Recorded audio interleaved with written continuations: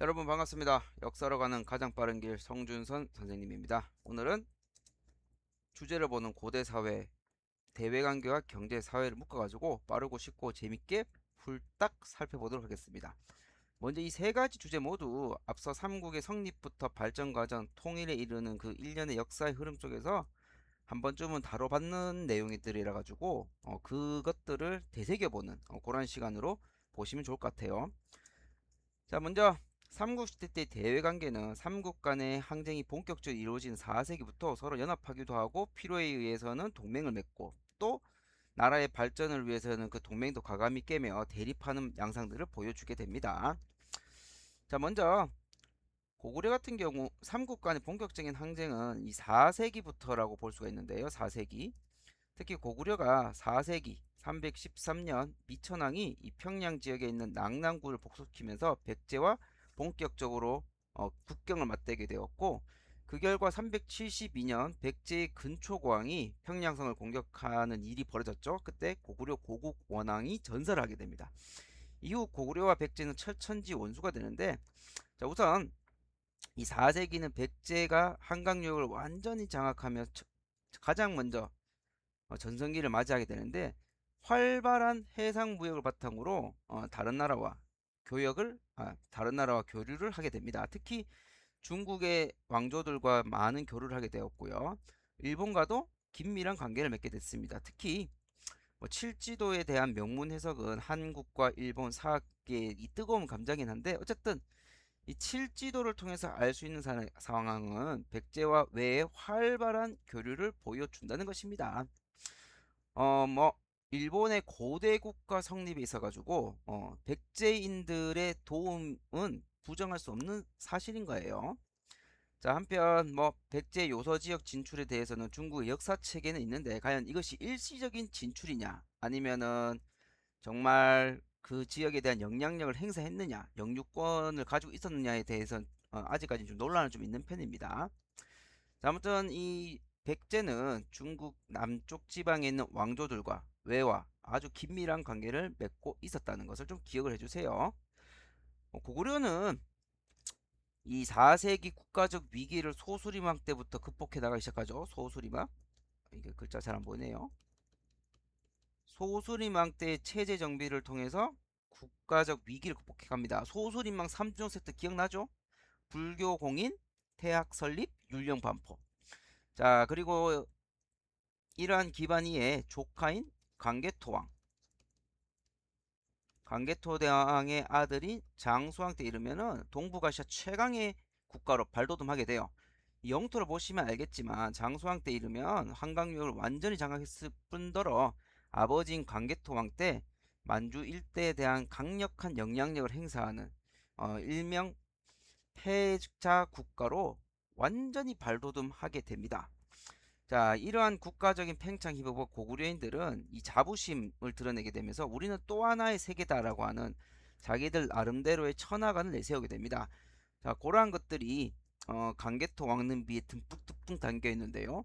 시조인 추모왕, 여기서 추모왕은 주몽을 고구려인들이 당시에는 이제 추모라 불렀어요.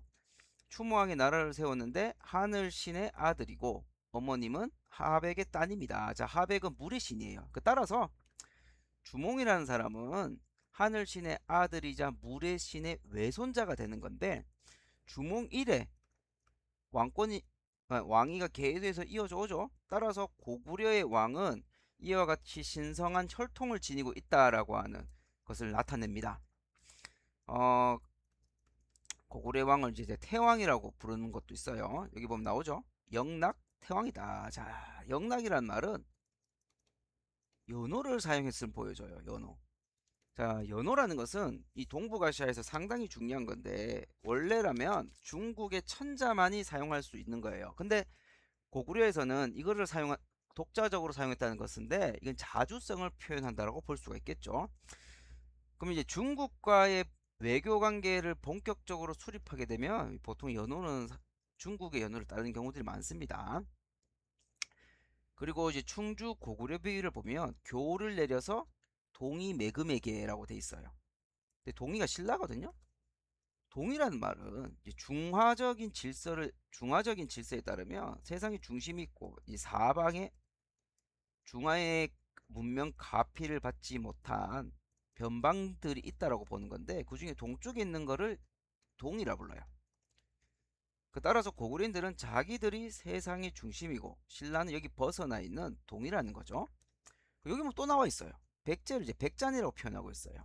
이 잔이라면 찌끄러기, 그 백제 찌끄러기라는 뜻인데 국가 간의 우열 관계를 보여주고 있는 고구려인들의 대표적인 천하관이라고 볼 수가 있겠습니다. 이거 외에도 강개토왕 때 활동했었던 이제 모두르라고 하는 사람이 있는데 이 사람의 묘지를 봐도 고구려는 1월에 가피를 받고 있다. 즉 태양과 달의 아들이다라고 적고 있단 말이죠. 그러니까 세상의 중심이야. 그러니까 이게 나중에는 중국에서 통일 왕조가 들어섰을 때 부딪힐 수밖에 없죠. 중국은 자기들이 세상의 하늘의 아들이 천자라 그러고 있고 고구려도 자기들이 천손이다 라고 하고 있단 말이에요. 그러니까 이게 부딪힐 수밖에 없는 거지. 자, 신라도 마찬가지입니다. 신라도 5세기 법흥왕 때의 체제 정비를 마치고 6세기 진흥왕이 즉위하면서 본격적인 전복 전쟁에 나서게 되었고 비약적인 발전 속에 전성기를 맞이하게 됩니다. 신라도 법흥왕 때부터 연호를 사용하거든요. 자, 그거는 자기들의 이 독자성을 보여주는 겁니다. 요게 이제 진흥왕이 세웠던 순수비 중에 하나인 마울령비인데 마울령비의 내용은 그 인근에 있는 황초령비와 거의 비슷합니다.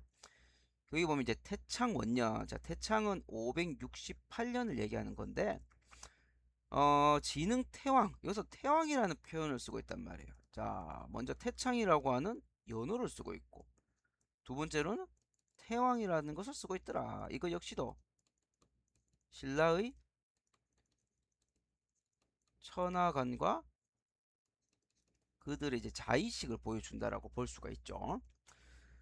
자, 아무튼 이 삼국 동북아시아에서 우리나라끼리만 뽁짝뽁짝 거리고 산 건 아닙니다. 가까이는 중국, 멀리는 일본. 그래서 이 중국과 고구려와 백제, 신라 간의 관계는 서로의 필요에 의해 가지고 언제든지 관계가 돌변할 수 있다는 거예요. 그러니까 이제 고구려, 백제, 신라 같은 경우에는 특히 이제 선진 문물을 얻기 위해서 중국과의 관계를 상당히 중요시했는데 때로는 중국과의 긴밀한 관계를 얻기 위해 아주 애쓰기도 했고 어쩔 때는 중국을 견제하기 위해서 저 먼 세계에까지 손을 뻗기도 했었어요. 그 대표적인 게 양나라 태자가 남긴 양직공도라고 하는 기록과 저기 우즈베키스탄 사마르칸트 인근에 있는 아프라시아 궁전 벽화가 이걸 보여줍니다.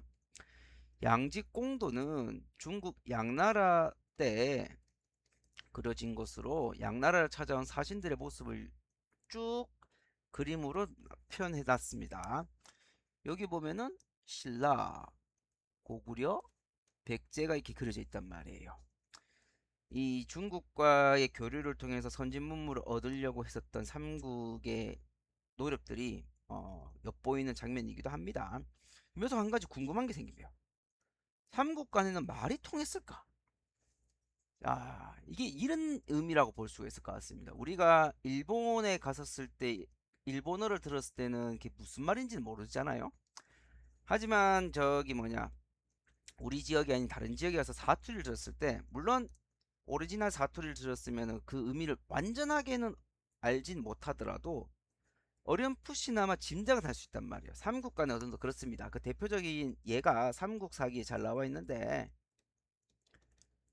첫 번째로 이 진흥왕 때 활동했었던 거칠부라는 사람이 있어요. 이 사람이 젊었을 때 승려로서 고구려로 가게 되는데 그 고구려의 해량이라는 스님이 거칠부의 이 비상한 눈빛을 보고 살짝 불러서 돌아가라는 말을 합니다. 그러니까 이제 이 고구려와 신라 간의 언어가 어느 정도 통했다는 것이고 그리고 이제 신라가 꼬꼬마 시절 백제 사신을 따라 중국으로 간 적이 있었습니다. 그때 중국 황제의 물음에 백제 사신이 신라의 말을 통역해 주었다라고 하는 기록도 있습니다. 자, 그래서 그 삼국 간의 말이 어느 정도 통했다라고 볼 수가 있어요. 그럼 두 번째, 이 고구려 같은 경우에 수나라를 견제하기 위해서 저 멀리 아프라시아 그러니까 오늘날 우즈베키스탄에 위치한 국가의 사신을 보내서 친밀한 관계를 맺고자 했었던 노력도 보입니다. 자, 그리고 이제 남북국 시대로 들어오게 되면은 이제 남북국 시대로 들어오게 되면은 이 남국에 있는 신라와 북국에 있는 발해 모두 중국과 관계를 맺으려고 부단히 있었고, 그 다음에 서로 간의 교류를 통해서 긍정적인 영향을 가지려고 합니다. 자, 신라 같은 경우에는 삼국시대부터 여기 서해안에 있는 당항성을 상당히 중요시 여겼어요. 당항성. 여기다 하나 적을게요. 신라. 이 당항성을 통해서 중국과의 교역과 이제 선진문물 받는 창구로 이용했었고, 그다음에 두 번째로는 이제 하곡현.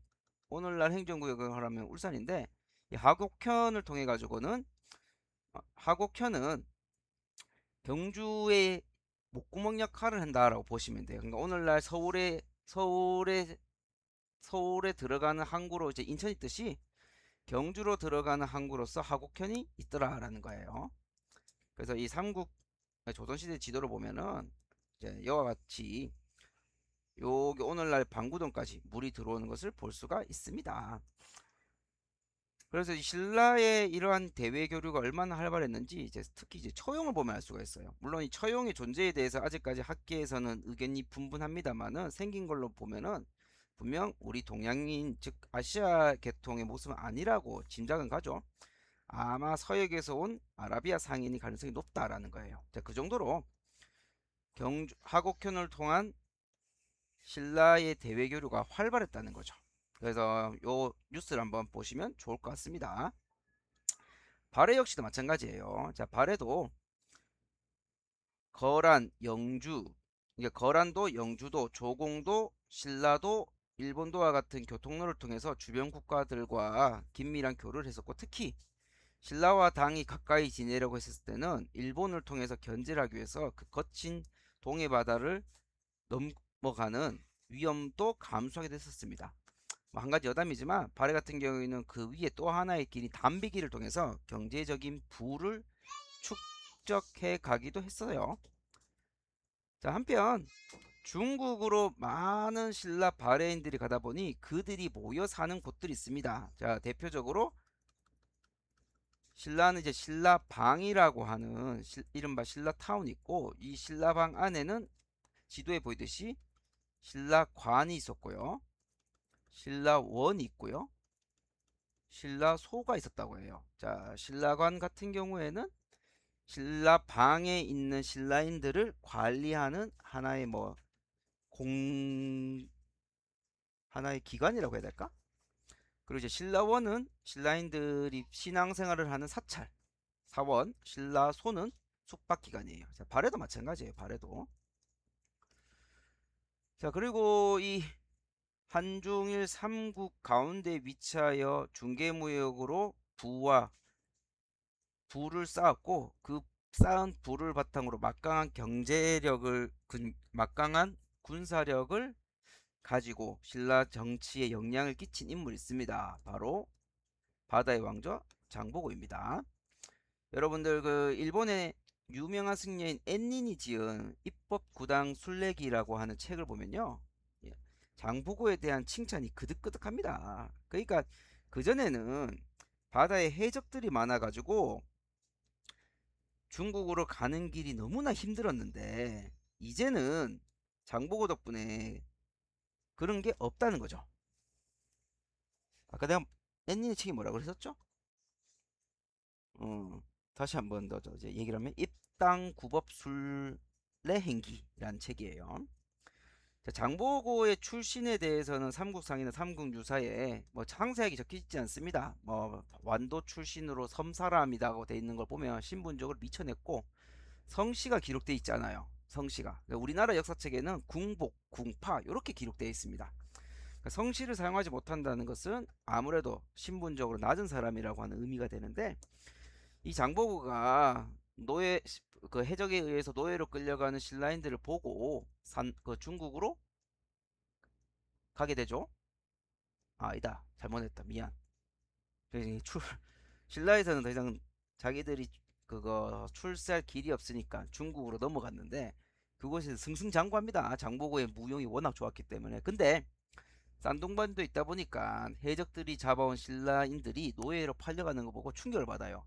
그래서 신라로 돌아와서 흥덕왕인 당시 신라왕이 흥덕왕인데 흥덕왕에게 자기에게 병사 조금만 주면은 청해진을 개설해서 해적들을 소탕하겠다 그럽니다. 그 결과 해적을 소통하는 뿐만 아니라 중개무역으로 막대한 부를 쌓았고 군사력, 경제력 어느 하나 빠질 것 없이 동북아시아 최고의 인플루언서로 급부상하게 돼요. 자, 이러한 장보고도 결국 신라 하대 왕위 계승전에 휘말리면서 암살되며 역사의 뒤안길로 사라지게 되는데 이 장보고가 만들었던 게 이제 청해진이었단 말이에요. 그래서 오늘날 우리가 저기 어디야? 중동 인근 해역에 파견하는 부대 이름이 뭡니까? 청해부대라고 하죠. 자, 이어서 이제 고대 경제에 대해서 보겠습니다. 여러분들 삼국은 모두 수치 체제를 정비할 수밖에 없어요. 왜냐? 이게 결국은 그 나라의 경제력과 군사력으로 직결되기 때문입니다. 세금의 종류는 조세, 곡물, 역이라고 보시면 되는데 조세는 말 그대로 토지세, 곡물은 나라가 필요한 특산물을 바쳐라. 역은 노동력인데 국가 공사에 동원되거나 혹은 군사로 징집되는 것들을 얘기합니다. 그래서 이 3구에서는 어쨌든 백성들이 잘 안정된 삶을 살아야 이게 곧 국방력, 경제력으로 이어지기 때문에 상당히 애를 많이 씁니다. 그래서 동의신라에서는 여기다 하나 적읍시다. 통일신라는 이른바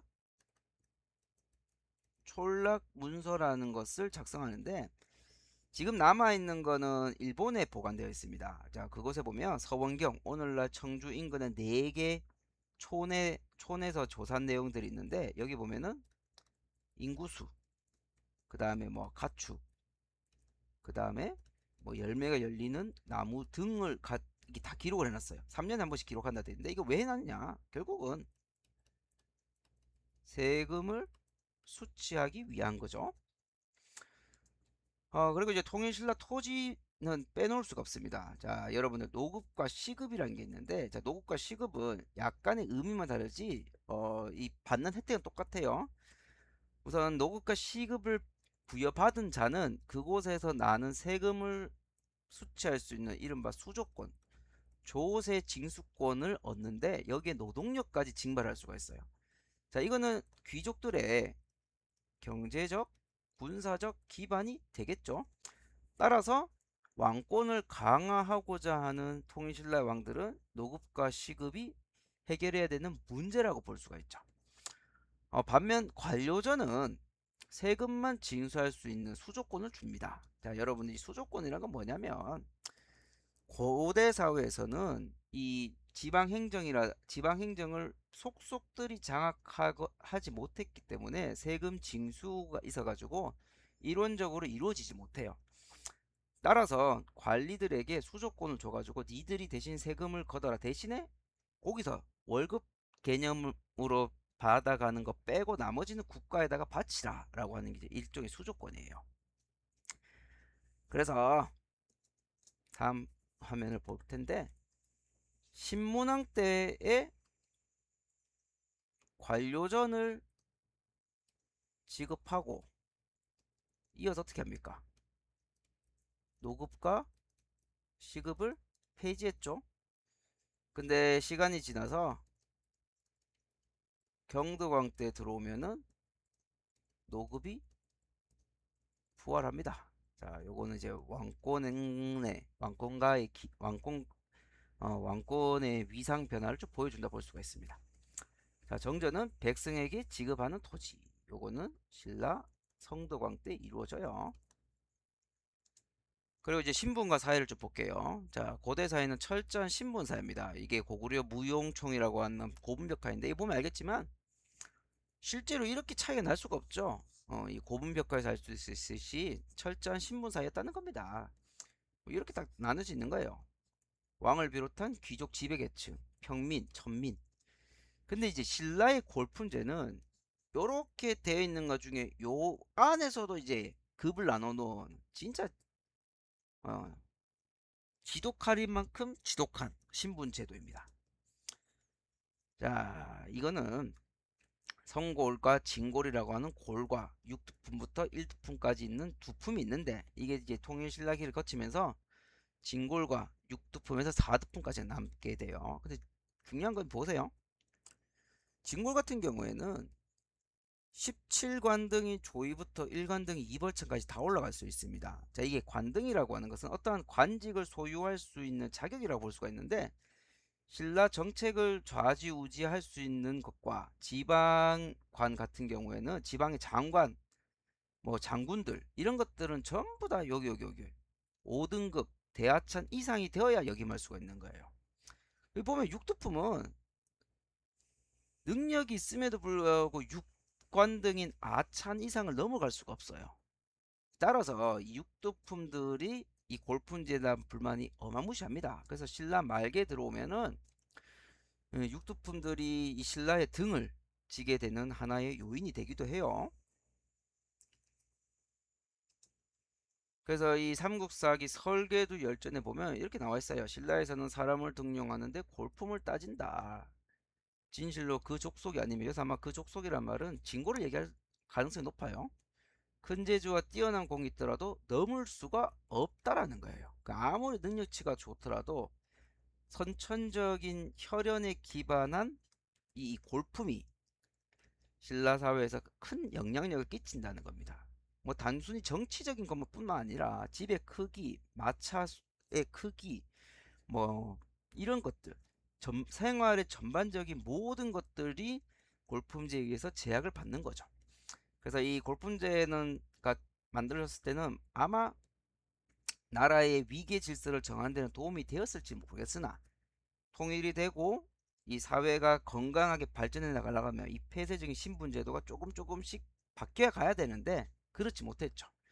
결국 이 골품제의 폐쇄성이 신라 사회를 무너뜨리게 되는 하나의 원인으로 작용하게 됩니다. 자, 여러분들 오늘은 여기까지 하도록 하겠습니다. 다음 시간에 만나요. 제발.